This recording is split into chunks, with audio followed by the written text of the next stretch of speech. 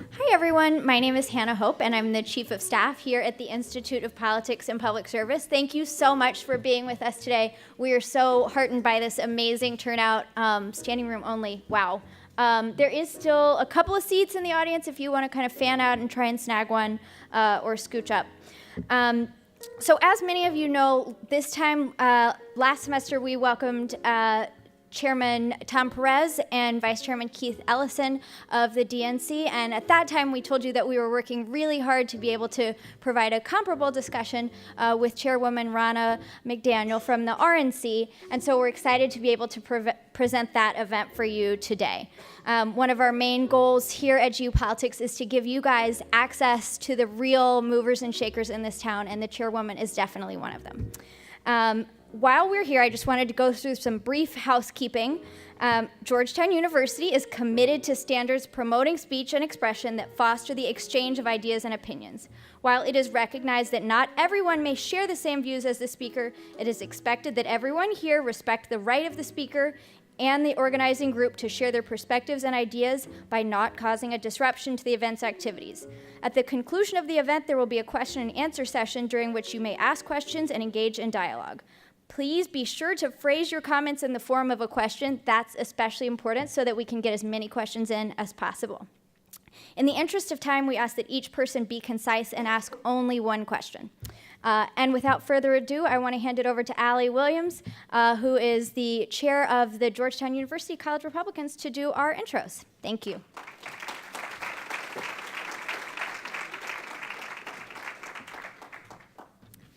Hi, everyone. Thank you so much for joining us this evening. So as Hannah said, my name is Allie Williams, and I'm the president of the Georgetown University College Republicans. We feel extremely honored and privileged to co-sponsor this amazing conversation with GU Politics, an organization which has helped foster important dialogue on this campus in an ever-polarized time. This has been, obviously, a tumultuous year for campus conservatives at Georgetown and across the country, but we know that engaging millennials is more important now than ever. College Republicans around the country are carrying that message to every corner, and Georgetown's College Republicans are leading that dialogue here on the Hilltop by engaging other student groups and ceaselessly advocating for limited government, free markets, and a strong U.S. president on the world stage. Today's conversation features two political experts from both sides of the aisle. Chairwoman McDaniel began her career in politics as a grassroots activist, serving as a precinct delegate, a district committee executive member, a state delegate to the 2012 Republican National Convention representing Michigan's 11th district. This past election cycle, she served as chair of the Michigan Republican Party, where she helped deliver the state for President Trump and the party for the first time since 1988. This year, she became the second woman ever elected as chair of the Republican National Committee. Leading the discussion is Mo Ellithi, the founding executive director of Georgetown's Institute of Politics and Public Service at the McCourt School of Public Policy. Mo was most recently served as communications director and chief spokesman of the Democratic National Committee. And prior to that, Mo was senior spokesman and traveling press secretary for Hillary Clinton's 2008 campaign and served as senior advisor and strategist for Senator Tim Kaine's campaigns for governor and U.S. Senate. Now, before I turn it over to Mo and Chairwoman McDaniel to get this conversation started, I'm going to ask all of you, both physically here and live streaming, to participate in this conversation by tweeting with the hashtag GOP@GU. Thank you.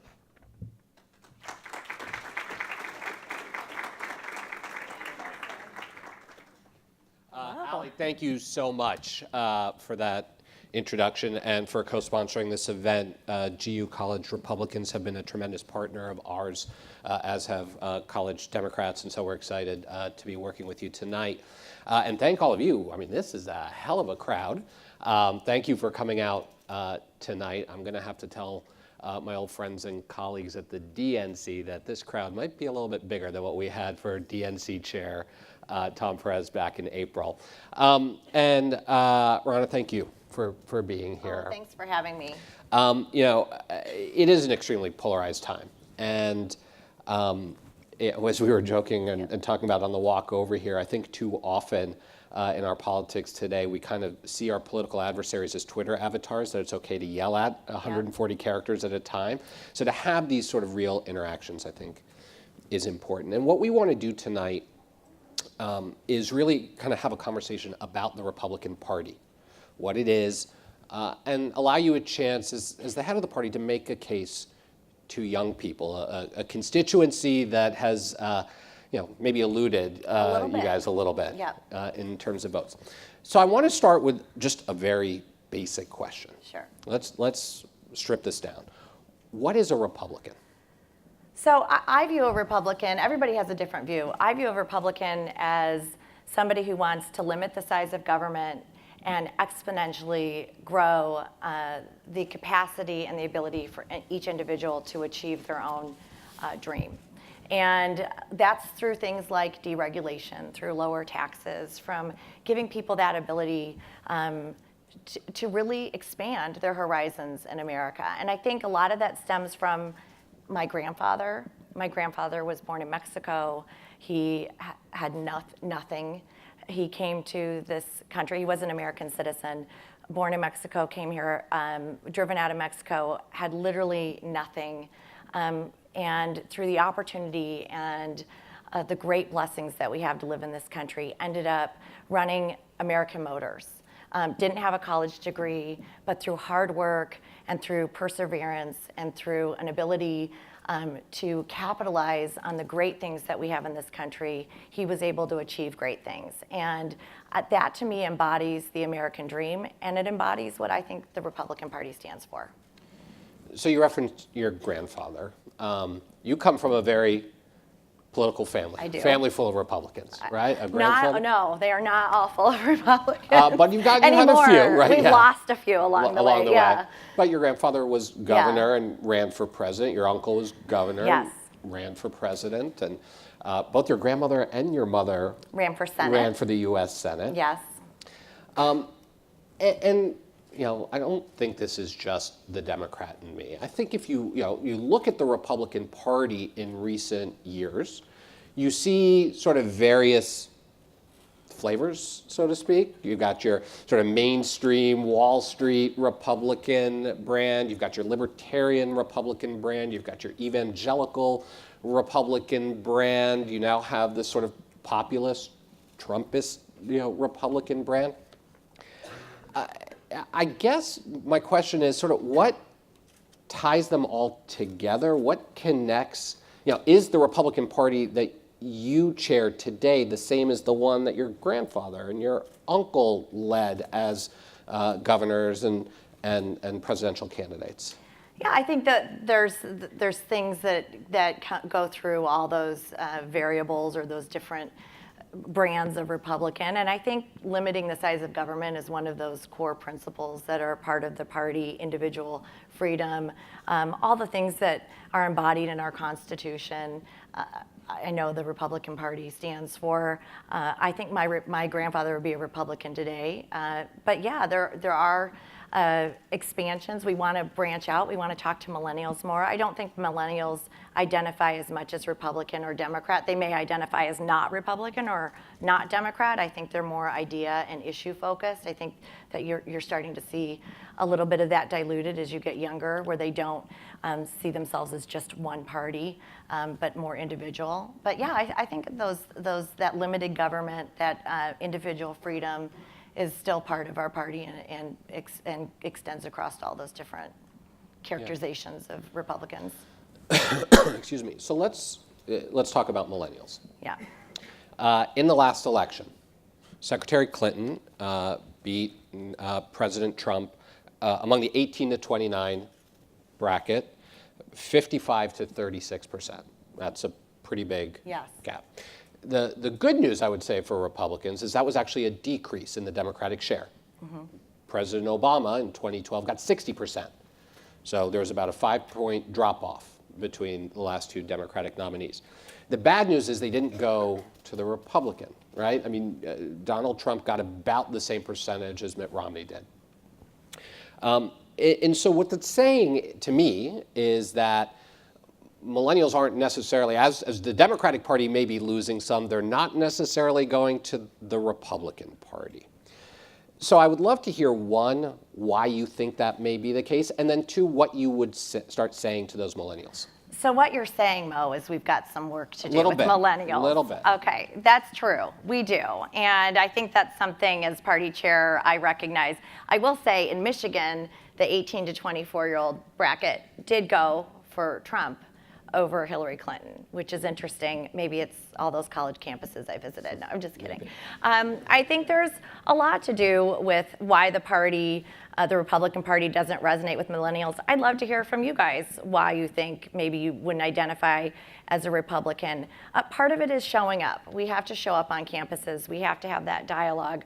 We have to talk about issues that matter. I do think when you're in college, it's easy to be more issue focused than when you go out and you are working and you see that first paycheck and you see those taxes come out and you're thinking, okay, I want to know what this is going for, and I'm working really hard for this money, and I want to make sure that the government's being as good of a steward with that money that I would be. And if they're not, and you're seeing that waste, you start to go, okay, I want to take a look under the hood here and see what they're doing with my money when it goes to Washington. How effective is it being? And I do think there is a practicality that comes with that. As you get older and older and you see that money leave, you become, what do they say? When you're in college, you're a Democrat until you get a job, then you become a Republican. I shouldn't say that, but it's, I graduated from college. I came out here to DC. I made $8 an hour. I thought I was so rich, making $8 an hour. I was so excited. I worked for a political firm here, and I remember my boss the first day was like, "Can you go get me coffee?" And I learned if you make really bad coffee, they never ask you to make it again. So I figured that out pretty quickly. And then you start to see I'm working 40 hours a week or 60 hours a week, and I did get overtime, and I'm getting less. So you start to look at how is government doing? How are they doing their job? How effective are they being? And I think that's part of the shift. But overall, the party needs to show up. And that's something we focused on, creating college Republican chapters on campuses. We have a thing called the RLI program where we're getting involved in campuses. We're putting people through essentially a campaign school. We have to start showing up and bringing that conversation to colleges and at least make the case as to maybe you're a Republican and you don't know it. Maybe you've never thought about it. Maybe there are things that you think about the Republican Party that aren't right. Or maybe there's issues that you believe in and you don't, that are more Republican, and maybe they're more Democrat, and you have to weigh and prioritize what you're going to vote about. But I think there's a case to be made for both parties expanding into colleges and having that conversation. I mean, Bernie Sanders ignited the college campuses. There was something that he brought that I don't think many people have seen. And we've got to get more millennials involved. If you look at the last election, when you're 18 to 24, only 46% voted, right? That sounds like a lot, maybe. But when you're in those higher age brackets, in the 50-year-old age bracket, 75, 80% of the people vote in those age brackets. We need millennials to show up. You have the power. If you show up and vote, you're going to get a lot more attention from candidates and from parties, too. After the 2012 election, the RNC and your predecessor, Reince Priebus, commissioned the Growth and Opportunity Project. I think that's what it was officially called. Most people remember it as the autopsy report. Correct. And among the many recommendations on what the Republican Party needed to turn around, there was a focus on exactly what you're talking about. Let me read to you two quotes from that. On messaging, we must change our tone, especially on certain social issues that are turning off young voters. In every session with young voters, social issues were at the forefront of the discussion. Many see them as the civil rights issues of our time. We must be a party that is welcoming and inclusive for all voters. The second quote I want to read is, we also need to communicate with young voters where they get their information. We can't use old communications tools for young voters. Technology is second nature to young voters. Using social media platforms such as Twitter, Facebook, Reddit, and Instagram is important. So one is sort of on the message, and the other is on the tools. This was identified in 2012. I want to show you one quick slide. Okay. This is from, I think, SurveyMonkey. This was the 2016 election, based on exit polls, if millennials decided the election. That's what the electoral map would look like. So y'all won in 2016, congrats. But how do you reconcile that result with those two recommendations right there? Well, I do think, like I said, as millennials grow up, that map shifts to red, okay? And then they vote more too. So that does. but we've got to start earlier. On the tools side of it, I think it's something the RNC has excelled at. We use data. Our data operation, I don't think anybody in the country has a data operation like we do. We were right on election night. It was interesting. My Democrat Party chair and we were friends in Michigan. We did a lot of things together. Of course, he wanted Hillary, I wanted President Trump. He had kids the same age as mine. His kid has asthma. I have asthma. We talk about that a lot. So just we're exhausted. Sometimes you're tired. But I said, Brandon, let's break it down. After we do the interviews on election night, I said, what do you think Hillary's going to win by tonight? And he said she's going to win by 5 points. But my data had President Trump winning Michigan by 8,000 votes. So think about that from a data and the new tools. Think about what you do as a party chair when you think 8,000 votes, right? You're knocking doors at 2 in the morning when you're thinking it's 8,000 votes. I'm waking up my family. I'm saying we've got to get every vote out today because it's that slim of a margin. Obviously, that's an incredibly slim margin. You're thinking 5 points. Is that a state you're showing up in? Is that a state you feel like is competitive? Your data is your compass as to how you're going to engage your electorate. President Trump won Michigan by 10,700 votes. The RNC was one of the only, I think it was the only organization that hadn't modeled that correctly. So in terms of millennials, using those digital platforms, recognizing that it's a blend of tools, okay? So if you're a voter over 50, you're probably not on Facebook, maybe you are, but you're not on Twitter, you're not on Snapchat. I'm not on Snapchat. Snapchat scares the crap out of me. I'm with you on that. And my 14-year-old also is not on Snapchat, although she's written many persuasive essays to try and convince me that that's a smart move. I'm not going to let her do it. But you engage the electorate differently. So millennials, you guys don't have landlines. How many of you have landlines? Right? So, okay, there's a few. All right, sorry. But not many. But how many of you have social media? How many? Okay, exactly. We're going to engage you completely differently. We have to get to you through social media. We have to do pre-roll as you click on videos. We have to pay for that. The traditional methods are not going to work to engage youth voters. So that's one part of it. The second part of the Growth and Opportunity Report, which is expanding and bringing in new voters that haven't been traditionally Republican, we're continuing to work on. One of the things that I did as Michigan chair, which I loved, which I was most proud of, one of the things I was most proud of is, the Republican Party, you're not going to get votes if you don't show up. And every voter in this country deserves for both parties to be fighting for their vote. I don't care who you are, whatever group you belong to, whatever community you belong to, you deserve for both parties to be fighting for your vote. Because what happens when you're only recognized in one party, okay? Does that party work as hard for your vote? Do they take it for granted? So I'll give you an example, Detroit. We had an office in Detroit for 3 years, okay? The Michigan Republican Party. We never closed it. Most political parties open an office for an election and shut it after an election, right? That makes sense, because you're only about getting votes. It's a different philosophy when you show up in a community and you say, we're going to engage here. We're going to listen. We're going to talk about issues that we have in common. We're going to be part of the community. So it's not just showing up to get your vote. It's doing Juneteenth events. It's being involved with the pastors. It's having Martin Luther King Day events. It's being part of the community. It's saying, how can we give back? And when you do that, the first year, we had bricks being thrown through our glass. It wasn't well received because this is a community that doesn't have great feelings about the Republican Party. And you know why? Because we've been showing up for a long time. So that's fair.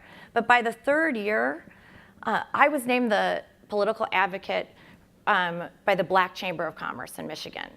That's because we were there year after year after year, and they knew that we were there. So President Trump comes and campaigns in Detroit. How many Republican nominees for the Republican Party have gone to Detroit or Flint, Michigan, which President Trump did? He won Detroit by 14,000 more votes than Mitt Romney did, okay? That doesn't seem like a lot. But remember earlier, he won Michigan by 10,700. So that investment, that time spent, no, you don't make huge gains. But when I'm there now, we're part of that community because we've invested the time. It's a long-term investment. And it's not just about votes. It's about saying we have things in common. I care about good schools. I care about good health care. We may have different solutions as to how we get there, but I care about those things. I'm a mom. You're a mom. Let's talk about it. And maybe I'll be a better servant or a better Republican leader because I'm listening and learning from you. I was in Detroit a couple months ago. And I don't know how, I never know my calendar, so don't fact check me on that. But I was in Detroit a few months ago. And we had a great roundtable with our leaders. And one of the women raised her hand. She said, you know, the president's really talking about skilled trades. How many of you have heard this push for skilled trades? We have a lot of students going to four-year universities, taking on massive student debt, which is so right for Georgetown. You are totally right to do that. But that's not the right path for everybody. And we have a real gap in skilled trades. People who make medical equipment or are working in the auto industry, there is a huge deficit. Plumbers, carpenters, electricians. It's really hard right now. We do not have enough people in skilled trades. And one of the women in Detroit, we talked about this, and she raised her hand. She said, you know what I need? I need a driver's license. We don't have driver's ed in Michigan that's publicly funded. And it's hard for me to get a driver's license. So how can I go to get a job when I can't get a driver's license? That's a skilled trade for me. That is something that changes the way you view government. And you can't have it if you don't have that dialogue. And if you push people away and you say, you are Republican, I'm not going to listen to you, you are missing a learning opportunity, just like if I don't listen to a Democrat or somebody who thinks differently than me. So you said something a few minutes ago that I found really interesting, particularly in the context of this conversation about millennials, right? That this is a generation that is very results-oriented. Yes. Washington isn't exactly that. No. Right? And when you look at what's going on the Hill, and this isn't a unique phenomenon, but you look at what's happening on the Hill, and you can understand why people kind of throw their hands up, right? Washington's is run by Republicans right now. The White House, both houses of Congress. The president won his election in large part because he was not of Washington. And he was going to kind of blow the joint up because it wasn't working. You know, the question is that what people are seeing now when you look at some of the tension that is playing out between, you know, Republicans in the Senate and Republicans in the House and Republicans in the White House? How do you make the case to people like millennials who want results, who are frustrated with the way Washington works? Well, gosh, that's a tough question. No, so we started this presidency, I think, probably with the most division in this country than I've ever seen. I mean, I came to the inauguration. I don't know if I want to tell the story, but it's just between us. It was very divided. I mean, you had protests. It was divided. People were hurting. My sister's husband wouldn't talk to me for 3 weeks after the election. He was so upset. He's like, "You won Michigan. I blame this all on you." So it's tough on people, but. And so you had this, the Democrats had this resist, obstruct message, and it was, we're not going to work together on anything.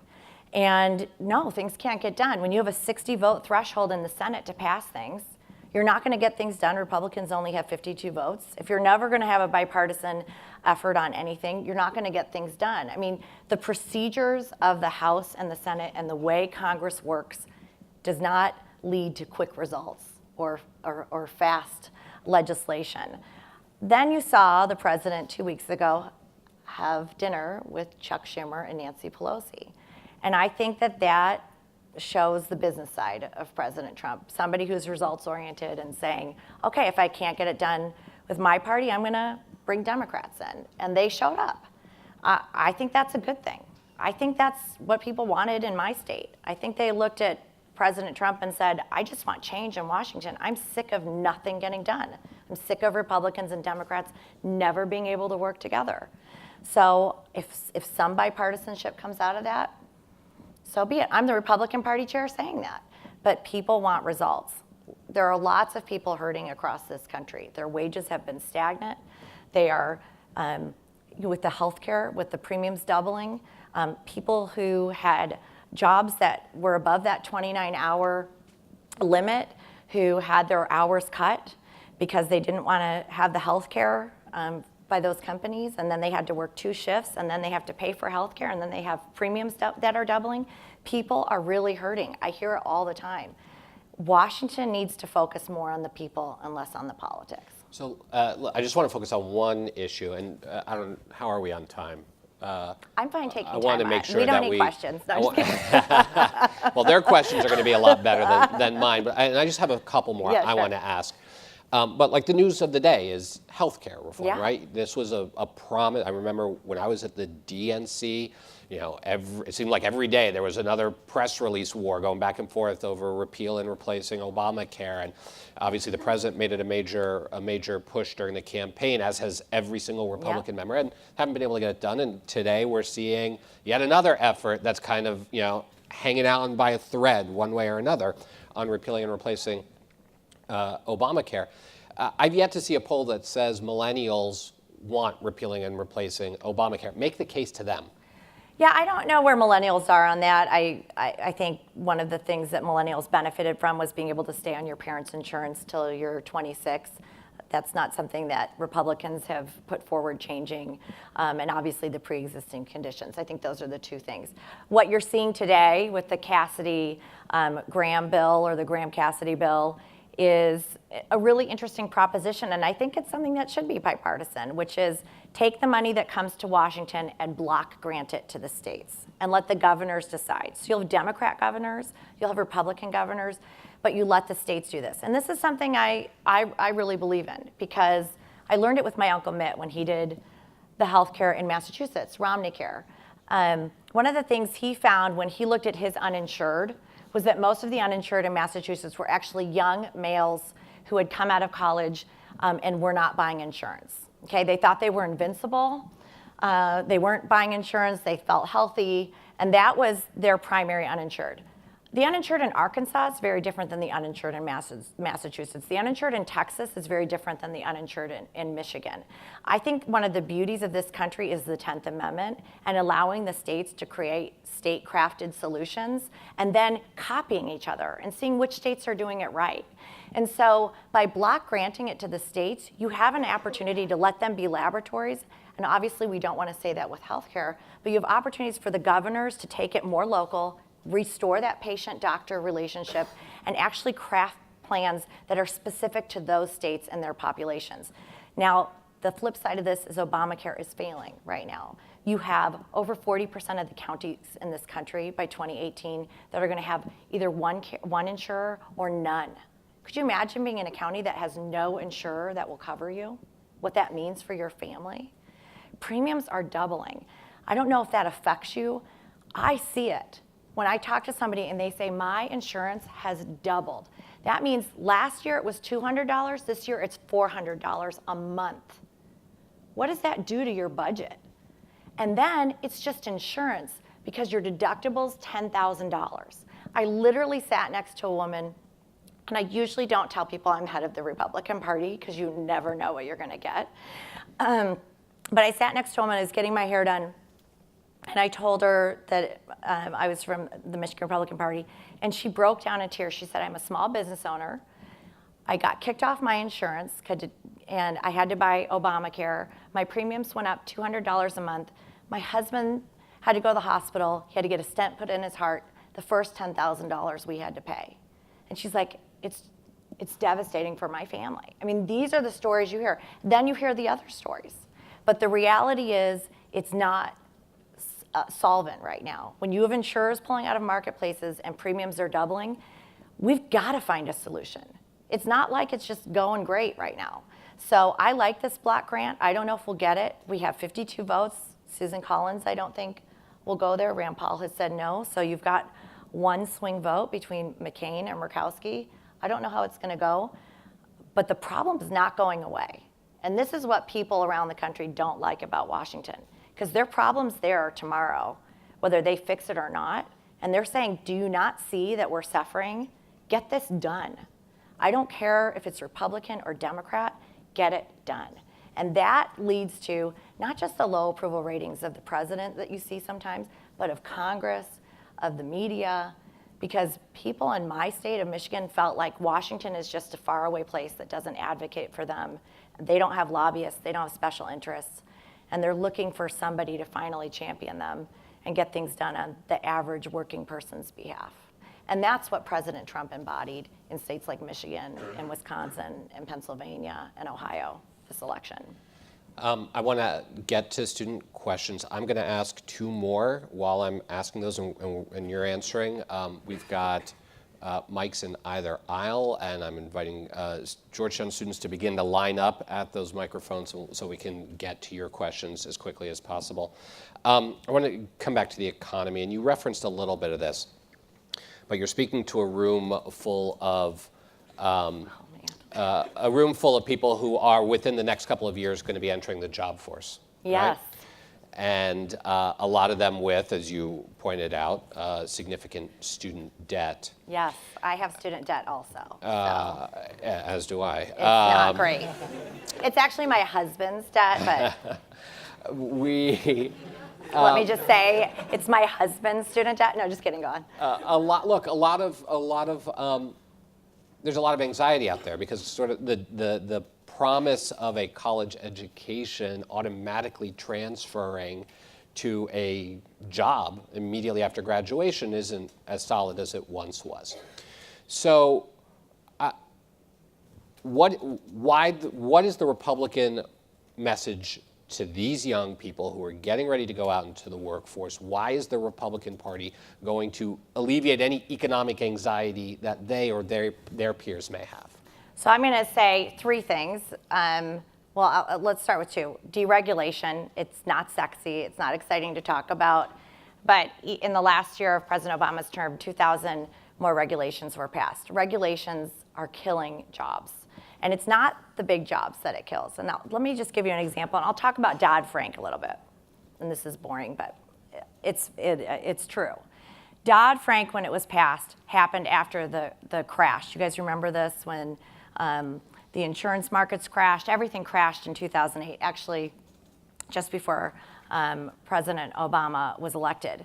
And this was to push back on Wall Street, put more regulations in place, push back on the big banks. All right, great. So what happens when you put more regulations in place? When you create more laws and more red tape to go through and all these huge piles of documents to go through, what happens to the big banks? They just hire more lawyers. They hire more accountants. It doesn't slow them down all that much. What happens to the small community banks? What happens to them? They don't have those resources. They don't have that opportunity to hire all those lawyers. So the small community banks started going under at a rapid clip. And guess who they get bought by? The big banks, right?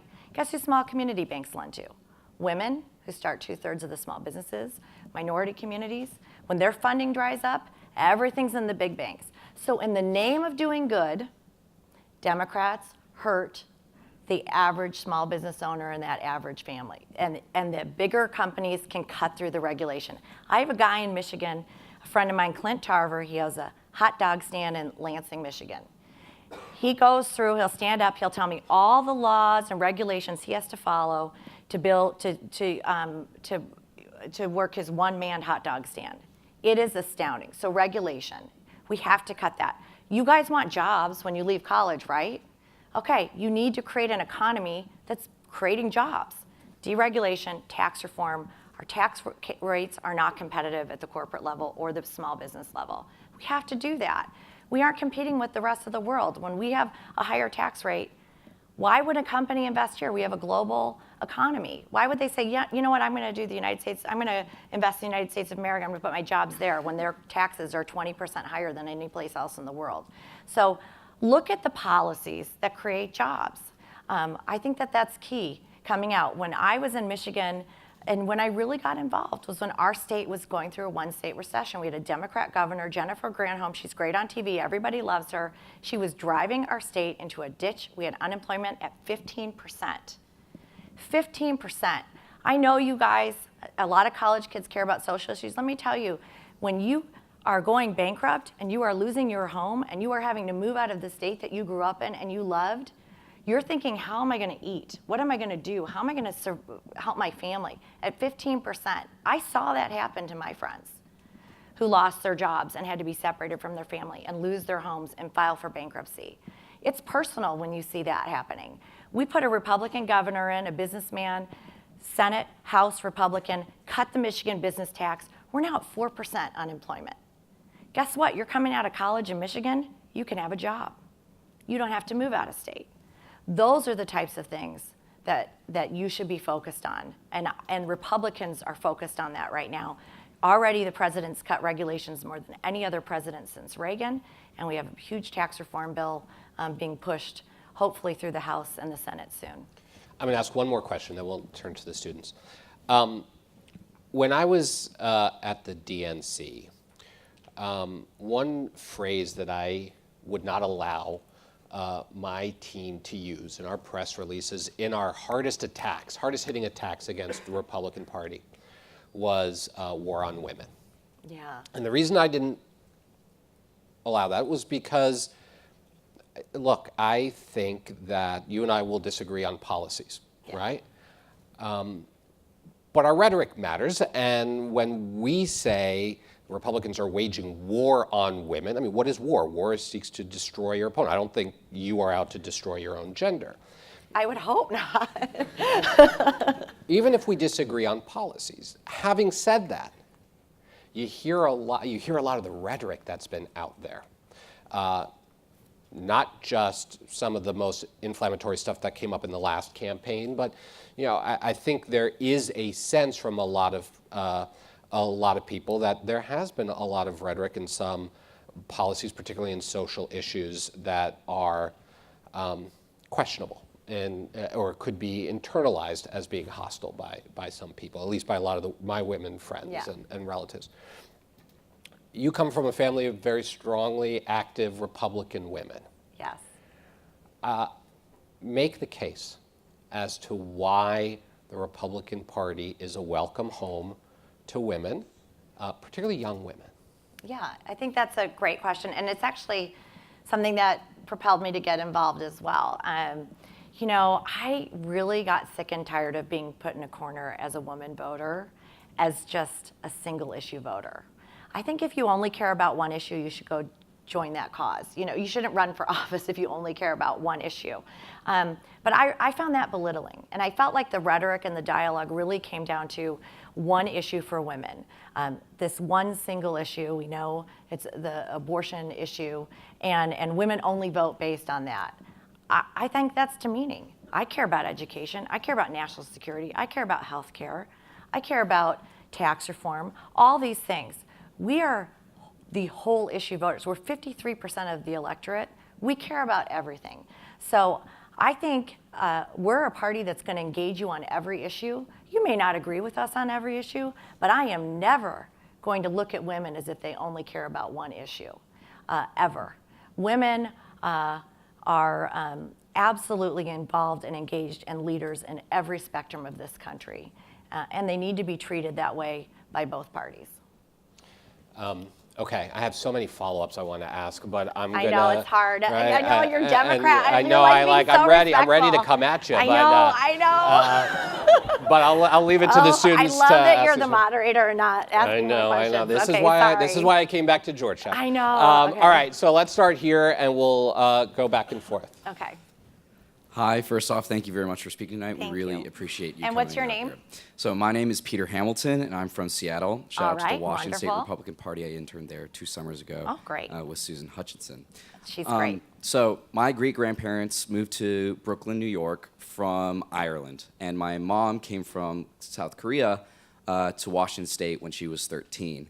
And so as both a child of immigrants and a person of color, I was wondering if you could just elaborate more in the ways that the Republican Party is really advocating for people who represent my background, because I'm the director of membership here at the Georgetown University College Republicans for a reason.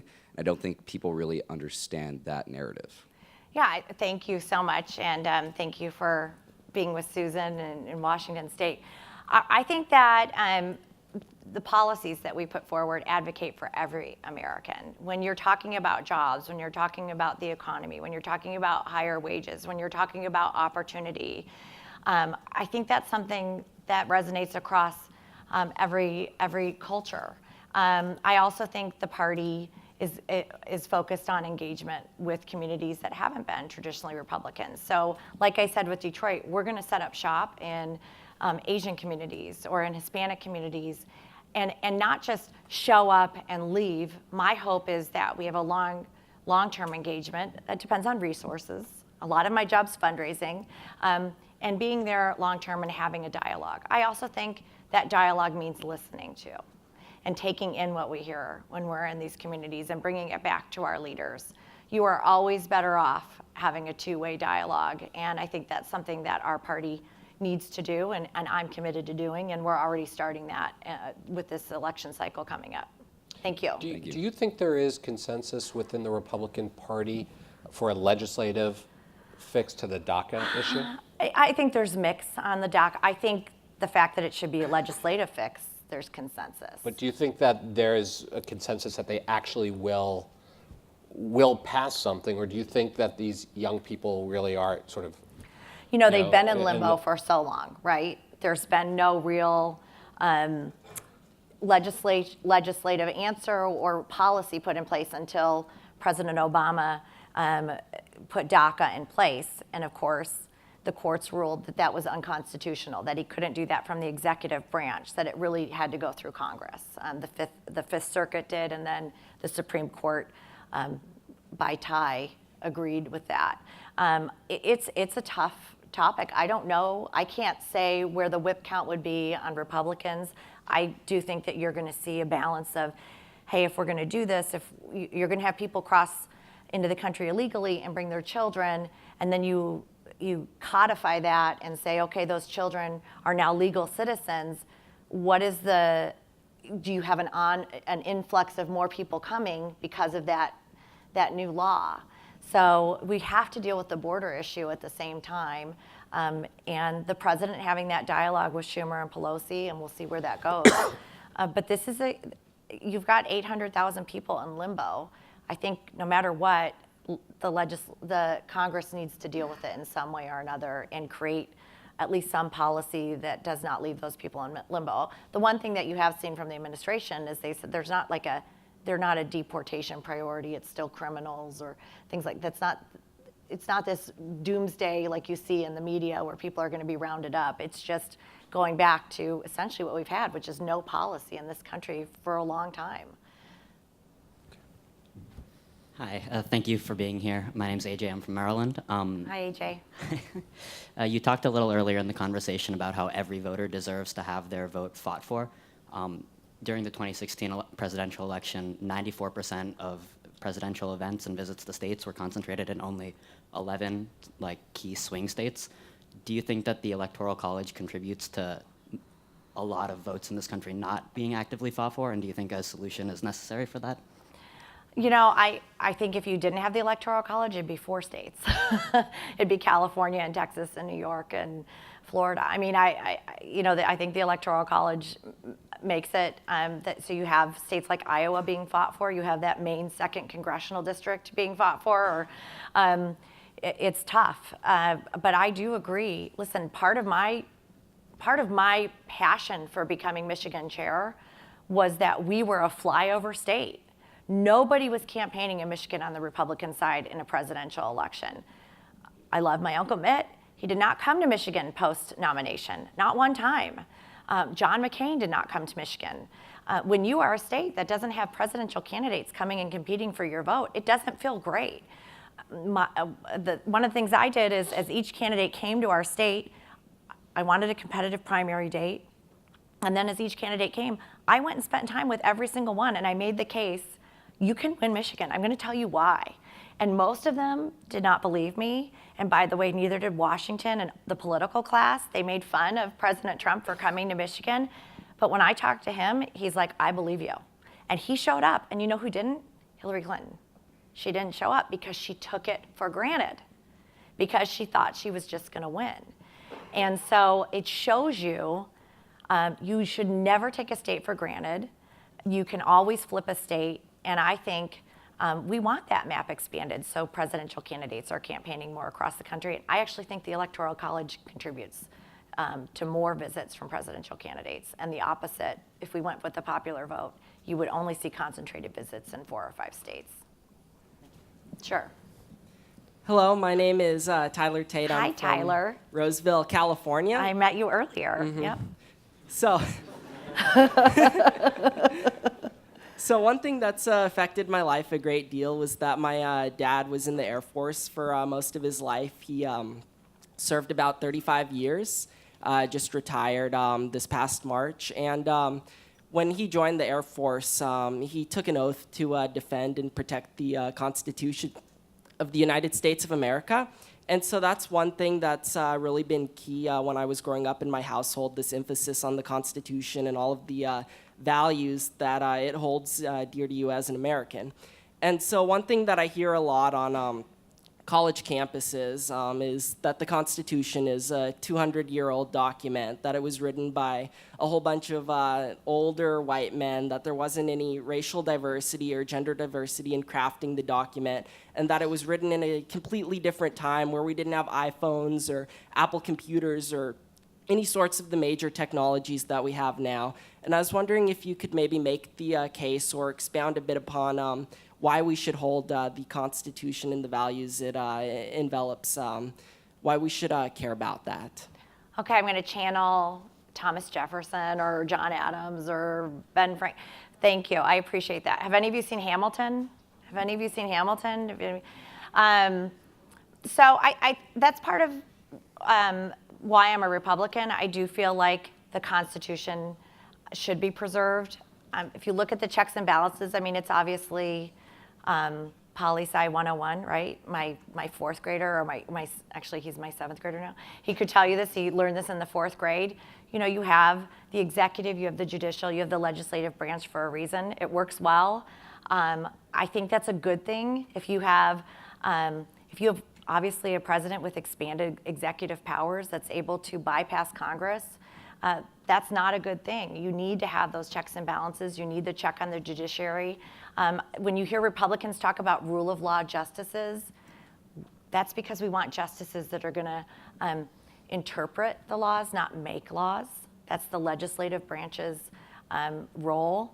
But I think the founders were brilliant. I mean, look at our country. Look at what our country has done. I mean, I don't know. My brother-in-law is from, his family's from, survived the Holocaust. And a lot of his family died in work camps. And when you talk to his mother, and she talks about coming to this country and what this country meant for them, what America did during World War II, when you talk about what our country has done to make people's lives better, there's no country in the world that does what the United States of America does.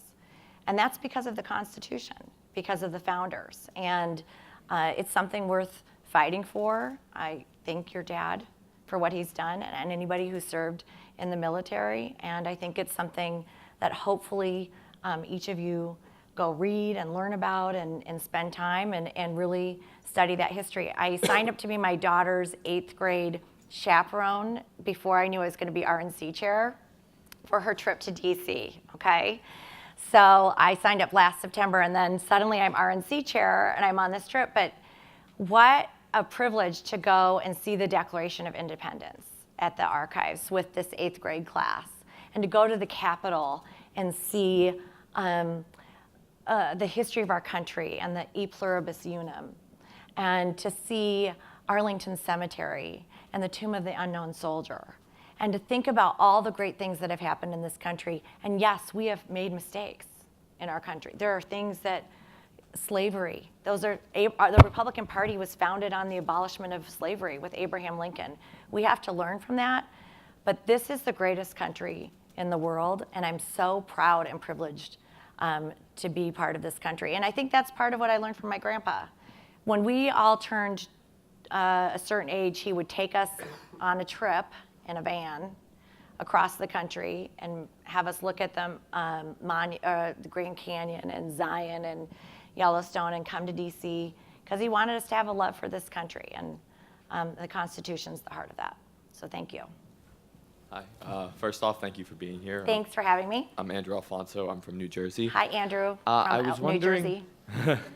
I was wondering, out of the last 7 presidential elections, the Republican nominee has lost the popular vote 6 times. I was wondering why you think the Republican Party has kind of struggled to resonate with the majority of Americans, and how you, as the chair, plan on kind of remedying that.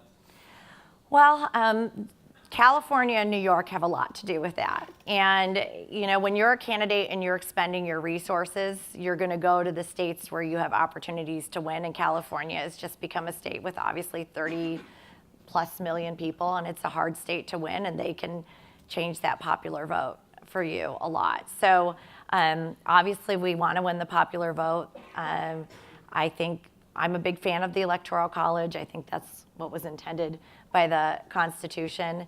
But it is hard in some of those states. And that's why you've seen, I think the parties have shifted too. I think the Democrat Party does represent the coasts a little bit more. New York, New Jersey, Massachusetts. You see this coastal party developing. California.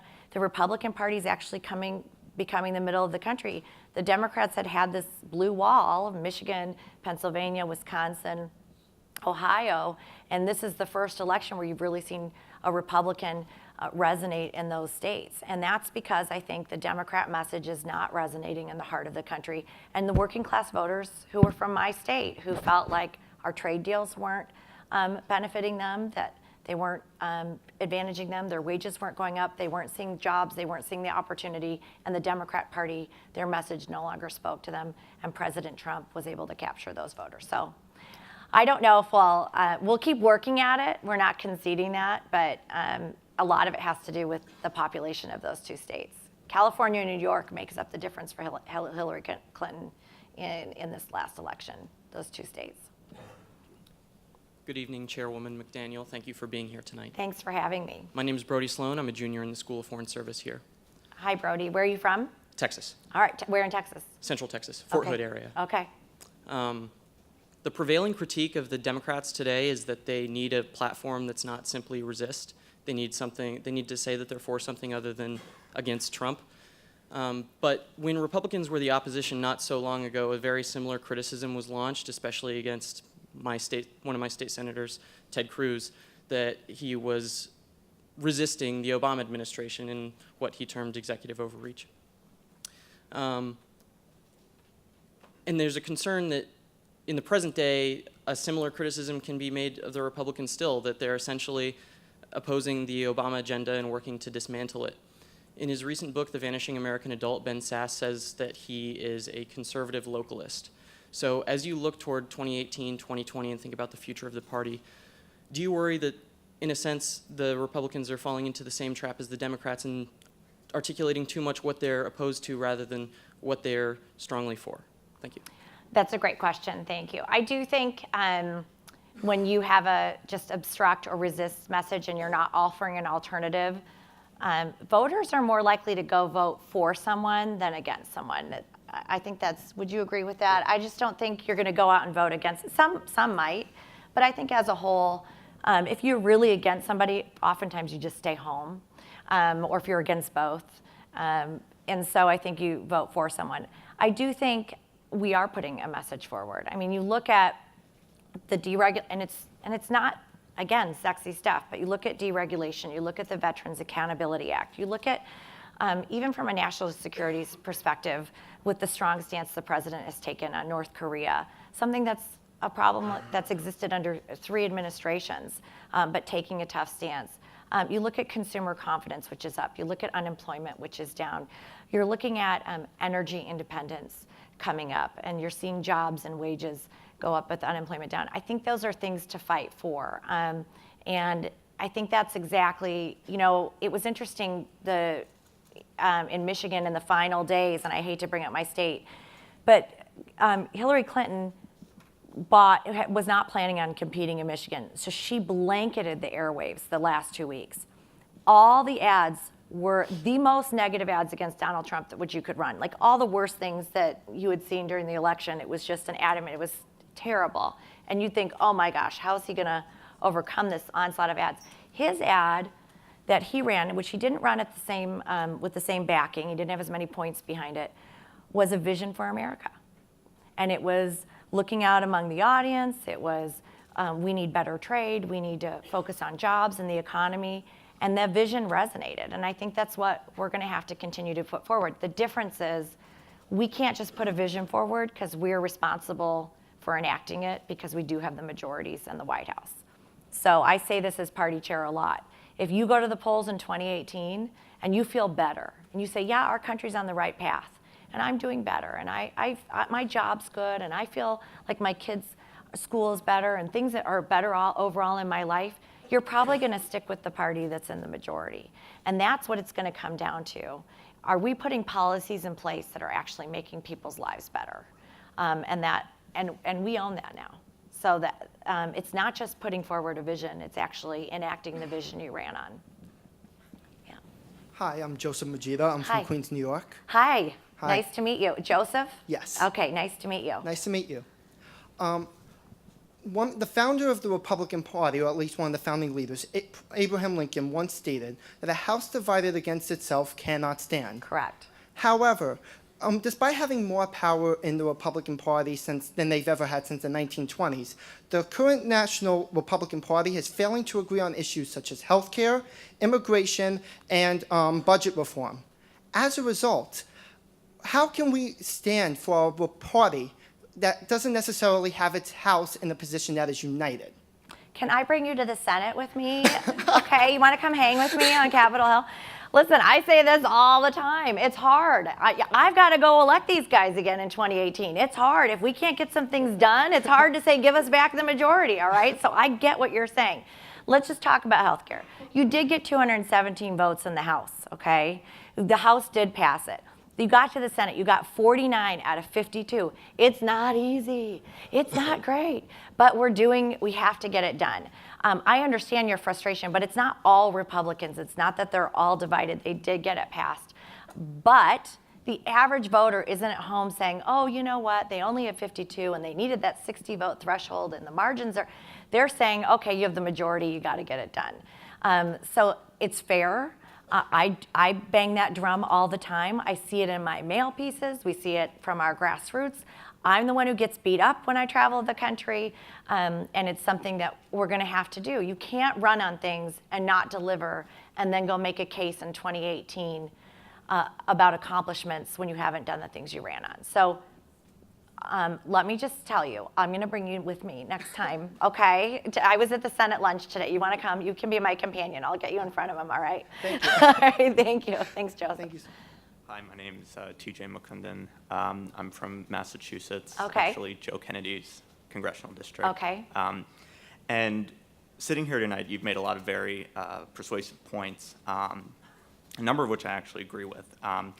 And I guess thinking about this kind of in a process, I've had trouble reconciling what you've said with some of the past statements of the president right now. You've mentioned the Electoral College, and we know that the president's had different views on that in the past. There have been conversations about small business, and yet there have been labor disputes in his past, and of course the issue of respect of women and getting the women's vote. And so I guess my question is, as a millennial, and even as one who's already got most of his views decided, there are a number of us here who don't have that yet. So what would you say to those millennials that would make them follow what you've said is the message of the Republican Party versus what they may have been seeing in the media or in their own opinions of the president? Well, I think it's twofold. One, when you're looking at candidates, look at the candidates that align with you. Write down what's most important to you. Get engaged, get involved, and determine what are the factors that are most important to you. I actually don't always look at the personality of the candidates. I dial into the policy. And there are candidates who said things 10 years ago that have evolved and changed their opinion or may think something different now. So I'm more inclined to take what they say today and say, okay, what they said 10 years ago may not be what they believe now. But look at the policy and step by step go through it and say, this is what's most important to me and this is where I line up. Create your own voter card and really study it. I think one of the things that I would do as a millennial, and I was an English major in college, it was so useful. No, I'm just kidding. But I loved it. But the first lesson I learned in one of my English classes, which I've never forgotten, is who's the narrator of the story, okay? Who's the narrator of the story? Who's telling you the story, and what do they want you to believe, right? Obviously, I want you to be a Republican, so I'm narrating that story. But I've thought about that a lot as I view the media, and I look through those lenses. And I'll give you a little bit of an example. When my Uncle Mitt ran for president in 2008, and it was the Iowa caucuses, right? There were like 8 candidates. I could be getting this wrong. You probably know because you were with Hillary back then. But there were a lot of candidates in Iowa, and Mitt had spent a lot of time in Iowa to win it. And in the end, he ended up coming in second, okay? So the national media, Mitt Romney lost Iowa. He lost Iowa big time. He lost. Michigan media, which was more friendly, same set of facts, Mitt Romney came in second out of 8 in Iowa tonight. Same set of facts, totally different feeling. Totally different feeling. You watch one news source, you think he just lost big time. You watch the second, you go, he came in second out of 8, that's pretty good. I wouldn't mind coming in second out of 8. So what, be careful. Do the work. Don't let the narrator determine how you view the policy. Dial into the policy and look at it on its value. That's the only advice I could give. And then be a Republican. No, just kidding. I think Come hang out. We'll go to lunch, all right? I think we can probably agree that this president has an uncanny ability to be his own narrator in a lot an right? Yeah. Through his use of social media. Yeah. And, I think that has been an issue. I saw some recent poll that shows an overwhelming number of young people on both sides of the aisle, Democrats and Republicans, sort of, how to put it, question the way he uses social media. Yeah, I mean, he takes his message on Twitter, and that's just not going to stop. I get asked that question a lot, and I'm like, it's just going to happen. That's just the way it is, and that's the platform he uses, and he has a pretty big audience on that. I think you're going to see more and more of that. Remember when Bill Clinton, and you guys are way too young for this. Yeah. This is like for those this old folks. This will just be for us. But remember when he went on the Tonight Show and he had the saxophone and it was Arsenio. so groundbreaking on Arsenio Hall, and he had the saxophone and it was like, oh my gosh, who is this guy? Or he went on MTV for the first time and nobody had gone on MTV. I mean, you're gonna have to break through in different platforms to reach different voters. So whether you agree with it or not, I think it's smart to be on social media, to create your own platform. Because it is hard sometimes in the national media to get your message through. I wish I had that type of Twitter following. I could get a lot done. No, just kidding. We'll see how many new followers you pick up tonight. Thank you for talking to us, and thank you for bringing up Bill Clinton. I'm sure we all love him because he's a Hoya. That's true. So we talked about the increasing college debts. I want to know how you square that off with President Trump's proposal to cut federal work study by half and funding to the Department of Education by 13%. So I think a lot of college students should go look at their university boards and who runs their university boards. In Michigan, your university boards are elected statewide, okay? So look at your composition. Do you know who your board is? Is that what it's called, a board or trustees? Most of them are probably liberal Democrats, and I'm gonna say liberal because I'm a conservative. But, and I would go to them and say, why are you raising my tuition? Why are our costs going up? What is my value for what I'm spending at this university? And show me how I'm gonna market this. I'll give you an example. I have a guy in Western Michigan who makes medical equipment, okay? Very fine medical equipment for back surgeries, for all types of complex surgeries. He went to a local university and he said, I cannot find students, or I cannot find workers who can do this skill. I will pay their tuition if you can bring them into your university. I will give you the curriculum, and then I will hire them out of college. Okay, sounds like a pretty good deal. You know what the university said? No, no thanks, we'd rather teach medieval arts. So, you know, you gotta hold your university board and your trustees accountable. If you are coming out with 4 years of major debt, I would ask them, why am I not getting better value for this money? So I understand looking at the federal government, but it starts locally. And I see it all the time in Michigan. Ask them how many sabbaticals they've gone on. Ask them how many, you know, are they doing counseling for the students to help them mitigate debt? I have debt. My husband went to law school. We just looked it up the other night. We're still at $40,000 in debt. We're going to have that for a long time. But it's something that you should consider and look at the government of your university and hold them accountable. Because I don't think that they're getting enough of that. Michigan guy. I just got the 10-minute warning, and I want to try to get Where some are you of the from? women in line too. So Kent County. Oh, so you're, Yeah, West. Yeah. okay, Kent County, all right. I'm from, Yeah, I know. okay. Do you guys know what that is? In Michigan, this is how you tell people where you're from. You don't say, I'm from Detroit. You're like, I'm from here, because it's the Mid. Okay, whatever. Anyways, you mentioned earlier. What's your name? Logan. Hi, Logan, Uh, from Michigan. Logan from Michigan. You mentioned earlier that you think that every voter should be courted by both parties. However, Michigan has one of the most disproportionate results in terms of which parties, how many votes a party gets and how many seats they get, specifically in our state legislature, even more specifically in our state Senate. A lot of that is blamed on the gerrymandering that was put in place by Republicans in 2011. I know you weren't in charge then, but you certainly benefited from it in this most recent election cycle where Democrats got 18,000 more votes but got 18 fewer seats than Republicans. Do you think that this is fair to Republicans or to the people of Michigan in helping both sides court their votes? And do you think that taking the power away from the legislature would be the solution?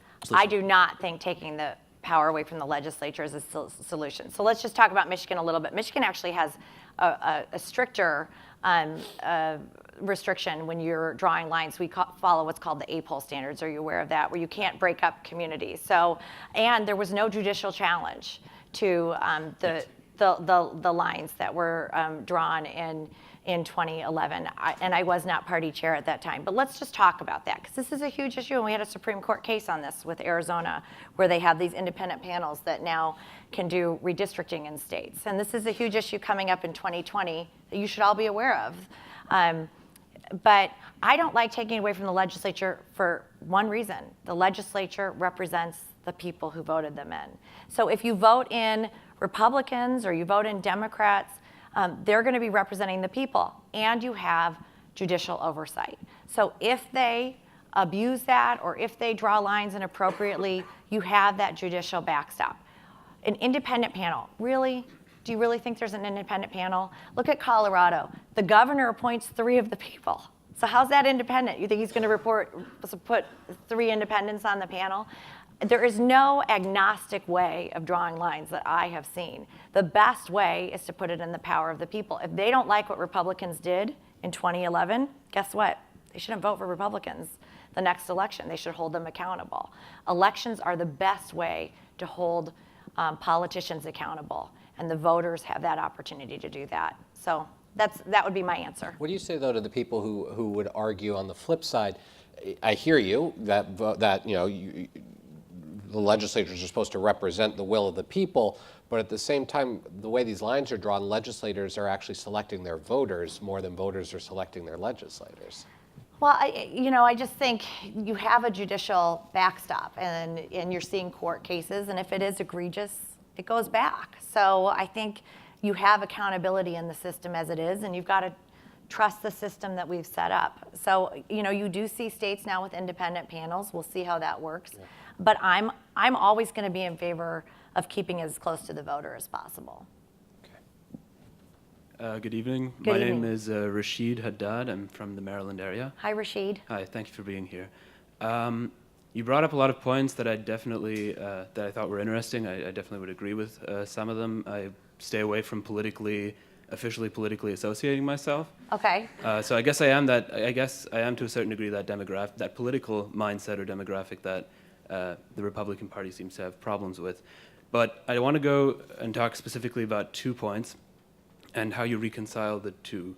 So the one is small government, and the other one are a handful of anecdotal stories you brought up about a person who doesn't have a driver's license and needs potentially public funding. You suggested public funding for a driver's license.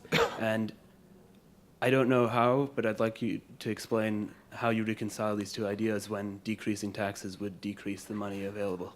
Well, I think that's a very fair question. And you know what? I had it exactly because when I was in Michigan, my driver's ed was paid for by our state. They took that away since I had driven. And I don't know if I would necessarily say create a government solution, but I think you could create a private funding solution or a public-private partnership. But I think it's a point that's worth pursuing. I don't know what the right answer is, but I think it's a problem that was raised. And then when I take it to my governor or my legislature and I say, hey, this is a fair point, or I take it to the president and I say, this is what I heard in Detroit today.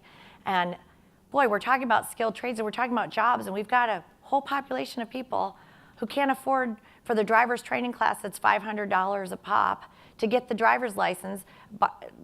And let's forget cars, because insurance in Michigan is ridiculous. In Detroit specifically, it's crazy. It's out of whack. So it's hard to even have a car in Detroit. But I don't have a solution to every problem. I don't think the government is the solution to every problem.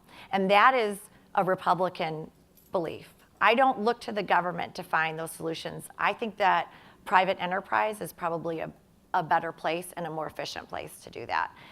So I looked at the party. I'm like, hey, maybe we have driver's training at our office. Maybe we do something, or maybe we sponsor it. How can we get engaged? How can we get active? My husband's on the board of an organization called New Detroit in Detroit, always looking for ways that we can give back. Maybe take it to New Detroit and find ways that we can help find solutions to that problem. And maybe it is government. But I don't think you always look to government first. Right, but okay. Yeah, we're going to just try to get through a few more. Okay. Good evening. Thank you again for being here. My name is Nick Gardner. I'm from Colorado. Hi, Nick from Colorado, who has a big governor's race coming up. Yes, pretty exciting. Huge. Big field on the Republican side. Yes. My question has to do with immigration. I'm of Hispanic descent. My mom and most of my family are from Mexico. And we're all pretty conservative, which freaks a lot of my Democrat friends out. I'm wondering if you could quickly explain why you think Hispanics already living in the U.S. should be concerned about illegal immigration in specific, because it seems to be that the debate is often conflated between immigration and illegal immigration in specific. Yeah, I think all of us are probably, and I don't know, but come from legal immigration. Legal immigration is a great thing. We have laws for a reason. I don't know why you would say, okay, it's great to come across illegally. Let's try and come across legally. Let's make ways that we can bring more people here legally. But when you don't obey the rule of law, we run into the problem like we have with DACA right now, right? So now you have these kids that came over with their parents illegally, and they've gone to schools here, they're in universities here, some of them have been here their whole lives, and now we don't have a system because it has not been addressed. Here's the thing, it is not good for our country to not address immigration or illegal immigration. So why do we keep kicking this down the road? The problems are not going away. So let's create a system, let's talk about it, have it be bipartisan. But if you cannot create an immigration system legally, and you continue to have porous borders, and you have people coming across illegally, you're going to have problems. So let's fix it. And of course, legal immigration is great. Our country's made up of immigrants. Except for obviously the Native Americans that were here, but our country is made up of immigrants. That is a great thing. That's what America's about. We want that to continue to happen, but it should happen legally. I just got the signal we've got time for two more. Two so more. We'll go here Okay. and then here. Okay. Hello, my name is Noor. I'm from New Jersey. What was your name? My name is Noor. Noor. Okay, Yeah. nice to meet you. So I'm a conservative. Lots of New Jersey. It's Yep. like New Jersey. Definitely. Welcome to Georgetown. It's like, is that like, how many people here are from New Jersey? Okay, all right, well, how many from Michigan? Oh man, we do not represent. All right, great. All right, go ahead. Sorry, I don't mean to interrupt. So your party will probably have my vote until they start raising taxes. But Okay. a lot of people like me, who are Muslims and conservative, who have conservative values, they do not have your vote. I mean, they won't vote for the Republican Party. Yeah. So what does the Republican Party plan to do about that? Because they can actually point to policies and say, hey, they actually hate us. And they actually think that the Republican Party hates them. So what can you do about that? I think that's that's a tough question because obviously, I mean, I'm from Michigan. My next door neighbor's a Muslim. If Dearborn has a huge population of Muslims. Some of my biggest donors to the Republican Michigan Party were Muslim, but it is something that we've got to do better outreach to, and we've got to talk about our values better, and we have to be a party of inclusion. And sometimes, people from one side of my state may have never met somebody who's Muslim. So we need to help expand and talk about that and have a broader conversation. But here's what I say. If you do not see yourself represented in a party or you're not happy with what that party's doing, join it and change it and help do it. Don't walk away. Be a leader. Come be part of it. And I actually had a group of Muslim individuals from Dearborn who came to me. They're like, we're Republican. How do we get involved? How do we change the mindset of the Republican Party? Run for precinct delegate. Go be part of the conversation. Help educate. Help change it. That's the best way to do it. We have a two-party system. I know there's independents out there, but if you look on getting on the ballot on different states, it really is a two-party system. So if you see something in a party, every community is better off being represented by both parties. And I think that we have a lot in common, and you're right, you should always keep voting Republican because we're not going to raise your taxes. Hi. Hi, I'm Claire. I'm from suburban Philadelphia. Okay. So again, another state which kind of saw the 2016 election go one way that was maybe unexpected. Yeah. But my question now is, with all the hostile rhetoric on college campuses and throughout, like, the news and everything we're seeing of basically the protests and all of the movements, what would you say to students who might say that they're like secretly conservative? Because I've met a lot of people throughout internships, throughout just being at school now, friends who are too afraid to tell people what party they might be and what their identity is, and for fear of mocking or fear of other. Yeah, it is a sad place right now sometimes to be a conservative. And I'm the head of the Republican Party. So I'll tell you, I was on a plane with a guy. I was flying somewhere, and it was like a 3-hour flight, and this guy's next to me. He's like, well, what do you do? And I'm like, well, I work in government. And I'm like, I don't know if I want to tell him I'm head of the Republican Party, because you don't know what he's going to think, and I'm next to him for 3 hours. And then I'm like, wait, I have to own this. I have got to be proud that I am head of the, so I tell him, and then he literally grabs me and he headbutts me. And he's like, I'm so excited. And then I was like, now I really regret telling him that I was head of the Republican Party, because for 3 hours we talked nonstop. But no, it's fair. And it's funny, I had a meeting in Utah, and this little grandma, this sweet little grandma, she says, I'm so afraid to tell people I'm Republican. I'm like, you're in Utah. Are you kidding me? I'm sorry. My daughter has it in school. She's afraid to wear her Trump stuff or whatever. We have to be respectful. We have to be, and you can be leaders in this. You have to be leaders in this. You can disagree, but if you think about it the other way. If Hillary Clinton were president right now and I were, so my daughter wore a Trump shirt and somebody spit on her. I have not told the story, but they spit on her.